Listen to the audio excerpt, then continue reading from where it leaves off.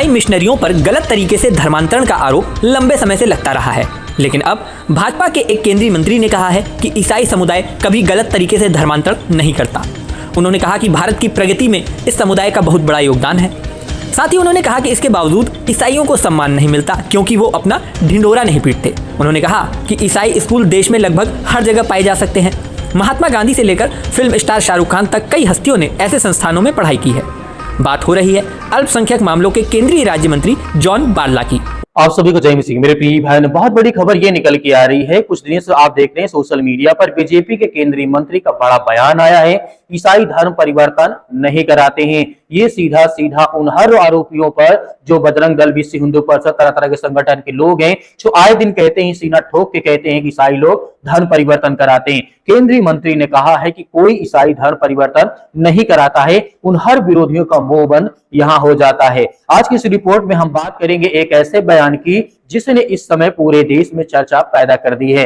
तत्कालीन केंद्रीय अल्पसंख्यक राज्य मंत्री बीजेपी के नेता जॉन बारला ने कोलकाता में आयोजित एक कार्यक्रम के दौरान कहा है कि ईसाई लोग धर्म परिवर्तन नहीं कराते हैं। उन्होंने यह भी कहा है कि ईसाई समुदाय पर लगाए जाने वाले ऐसे आरोप सही नहीं है। देश के विकास में ईसाई समुदाय का बहुत महत्वपूर्ण योगदान रहा है। जॉन बारला ने अपने संबोधन में कहा है, ईसाई समाज ने शिक्षा, स्वास्थ्य और सामाजिक सेवा के क्षेत्र में वर्षों से महत्वपूर्ण कार्य कर रहे हैं। उनके अनुसार बिना प्रमाण पूरे समुदाय पर आरोप लगाना उचित नहीं है। यह बयान उस समय इसलिए दिया कि चर्चा आया क्योंकि लगातार भारत देश के कई हिस्सों में लगातार हिंसा हुई। मसीह समाज को लेकर के, धर्म परिवर्तन को लेकर के, जात को लेकर के, मजहब को लेकर के, एक बिस्कुट देना, चावल देना, इसको लेकर के मतलब बहुत नेगेटिव फैलाया गया समाज में। इसलिए इसमें ये बयान आया। आपको क्लिप दिखाना चाहते हैं, इस वीडियो को देखिए, उसके बाद बात करते हैं। उन्होंने शुक्रवार को कोलकाता में एक शांति रैली को संबोधित करते हुए ये बात कही। इस रैली में उन्होंने कहा कि ईसाई मिशनरीज के तमाम स्वास्थ्य केंद्र और वृद्धाश्रम हैं।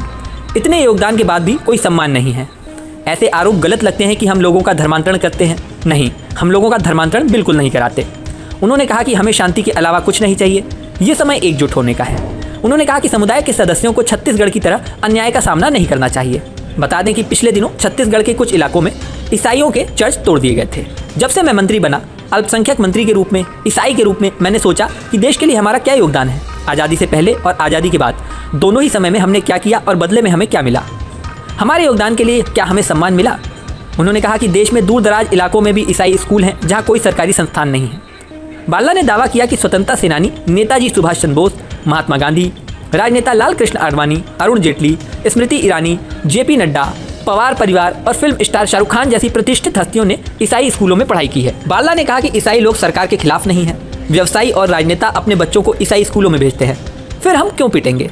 धर्मांतरण के लिए ईसाइयों को दोषी क्यों ठहराया जाता है। उन्होंने कहा कि समुदाय की भी गलती है। दोष यह है कि हम राष्ट्र के लिए अपना योगदान दिखा नहीं पा रहे हैं। ऐसे माहौल में केंद्रीय मंत्री का यह बयान राष्ट्रीय मीडिया की सुर्खियों बना है।